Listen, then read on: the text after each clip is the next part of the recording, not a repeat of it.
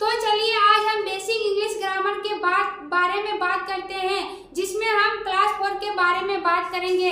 इसमें हम देयर के प्रयोग के बारे में बात करेंगे। तो चलिए स्टार्ट करते हैं आज का सेशन। आज हम देयर के प्रयोग के बारे में बात करेंगे। देयर का अर्थ होता है वहाँ।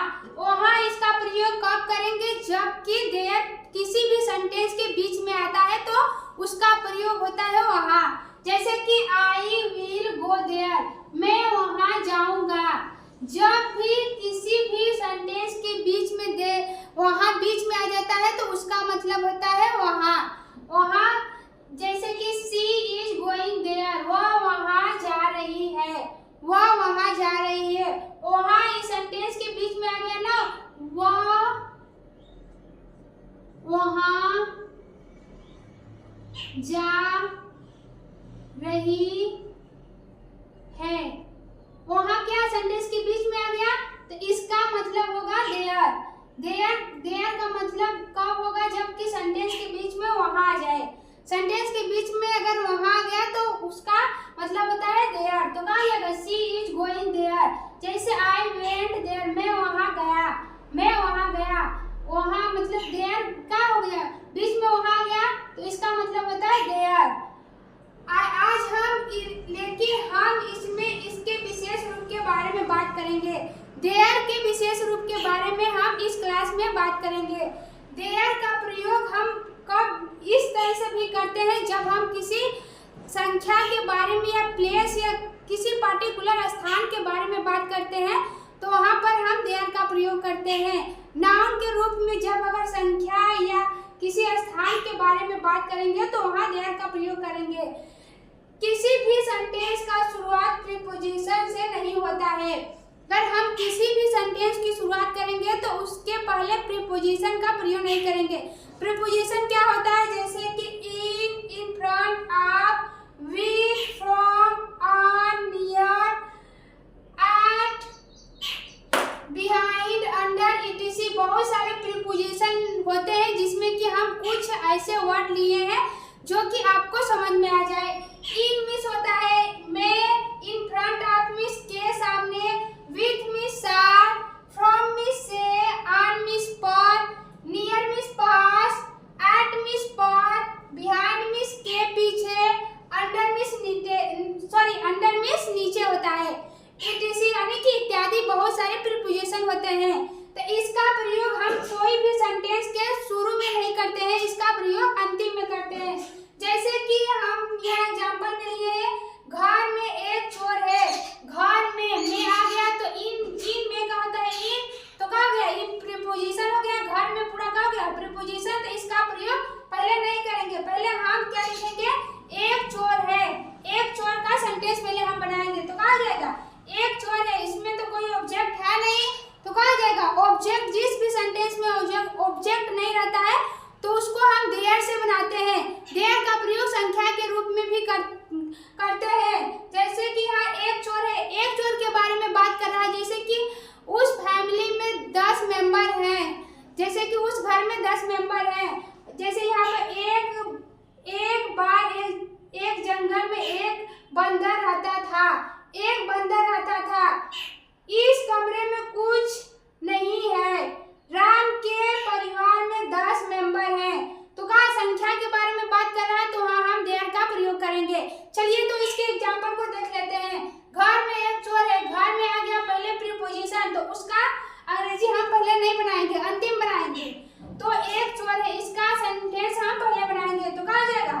इसमें तो ऑब्जेक्ट है नहीं तो पहले कहा जाएगा देयर इज ए थीफ। हो गया देयर इज ए थीफ। तो घर में तो कहा जाएगा इन मिस में हो जाएगा दी हाउस, घर में कहा जाएगा there is a thief in the house. घर में एक चोर है। उसी प्रकार अगला देख लेते हैं। पानी में मछलियां नहीं थी, पानी में मछलियां नहीं थी तो कहा जाएगा पानी में। आ गया प्रीपोजिशन, आ गया में हो गया तो इन आ गया ना, में का होता है इन, तो प्रीपोजिशन आ गया। तो पहले हम इसका सेंटेंस नहीं बनाएंगे। इसका सेंटेंस यहाँ पर लिखा गया है, किसी भी सेंटेंस का शुरुआत प्रीपोजिशन से नहीं होता है। किसी भी सेंटेंस को बनाने से शुरू में उसका प्रीपोजिशन का प्रयोग नहीं करते हैं। पहले हम क्या बनाएंगे, मछलियां नहीं थी, तो कहा जाएगा इसमें कोई ऑब्जेक्ट हो नहीं रहा है, ऑब्जेक्ट है नहीं, तो कहा जाएगा पहले देयर वेयर नो फिशेज, मछलियां, बहुत सारी मछलियां हैं, बहुवचन की बात हो रहा है, तो कहा जाएगा यहाँ फिशेज कहाँ है, पानी में, तो कहा जाएगा इन में हो जाएगा दी वाटर, पानी में, there were not fishes in the water.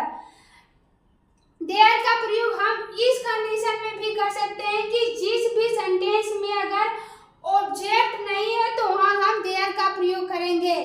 There का प्रयोग अगर किसी सेंटेंस में ऑब्जेक्ट नहीं होता है तो हम देयर का प्रयोग करते हैं। जैसे में हो गया एक राजा था, एक राजा, किसी भी कहानी की शुरुआत एक राजा था, एक किसान था, इसी तरह से शुरू होता है, तो उसको हम कैसे बनाते हैं, there was a king, there was a farmer, इस तरह से बनाते हैं। तो जैसे हो गया एक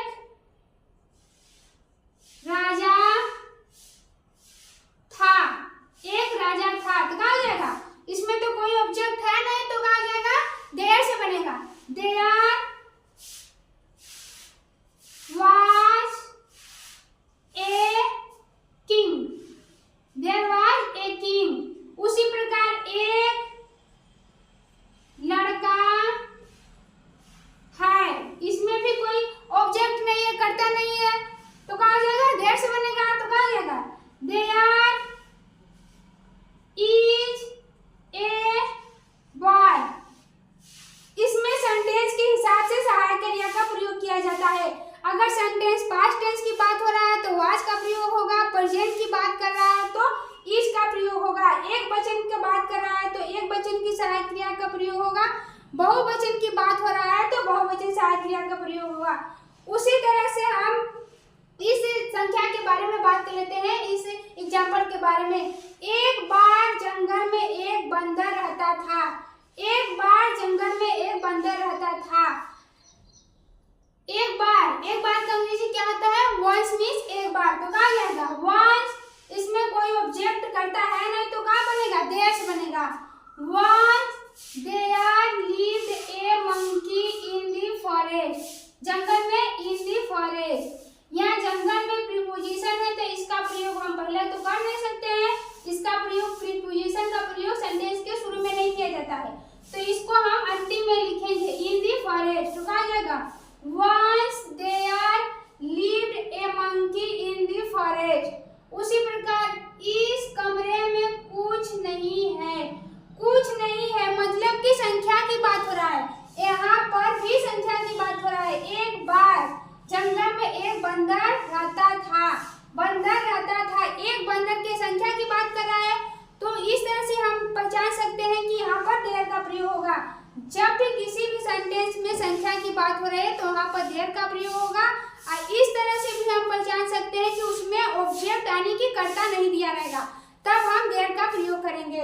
तो यहाँ क्या होगा, इस कमरे में कुछ नहीं है, कुछ नहीं है संख्या की बात कर रहा है, तो कहा जाएगा there is nothing, nothing means कुछ नहीं होता है, nothing in this room, there is nothing in this room, इस कमरे में कुछ नहीं है।